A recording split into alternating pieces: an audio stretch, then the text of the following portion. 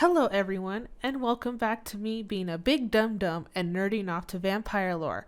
My name is Ayla, and today we are going to discuss vampire prose and fiction. In my last video, I spoke of the origins of vampires, so we had a base to go off of what really started the big craze in Europe during the 1800s.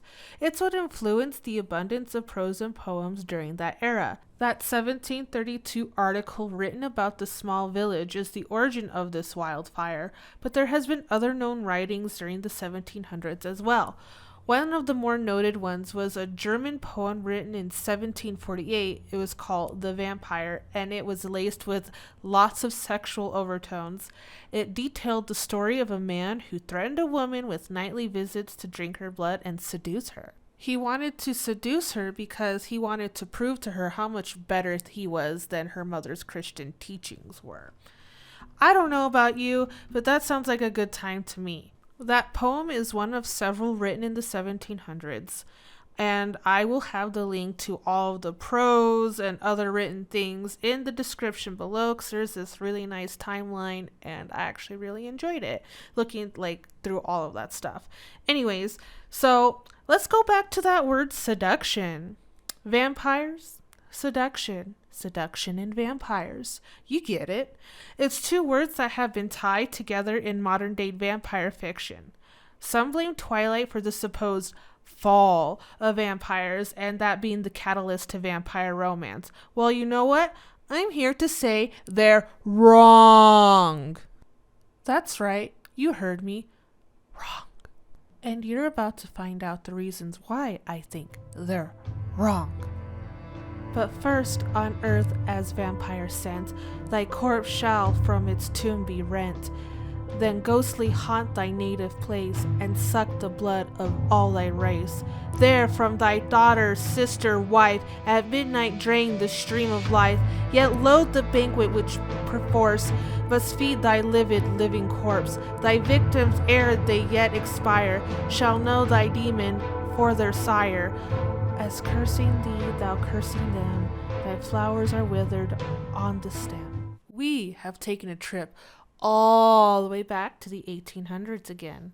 The passage I just read to you was from the epic poem called The Giaour by Lord Byron. Why is Lord Byron important?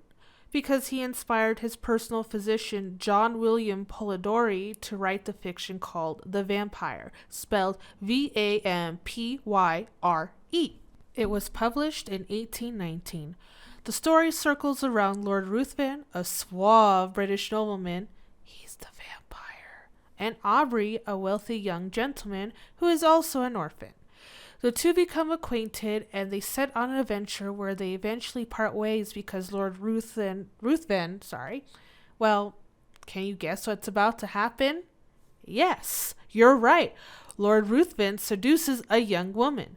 This woman happened to be the daughter of a mutual acquaintance, and Aubrey decides to go ahead and move on to Greece without Lord Ruthven. Gee, I wonder why. Anyways, Aubrey meets a beautiful Greek woman named Ianthe, and there's an attraction. There, she starts to tell him the stories of vampires, and Ruthven, just kind of casually shows up. And later on in the story, Ianthe, is killed by a vampire. Aubrey did not think to connect these misfortune of these people to him being Lord Ruthven, and they continued on their adventures until they were attacked by bandits. Ruthven had been mortally injured, and with his dying breath, he requested Aubrey to take an oath to never speak about his death to anyone. He agrees and he returns home. At some point after he returns home, he finds out, oh my god, that Lord Ruthven is indeed alive.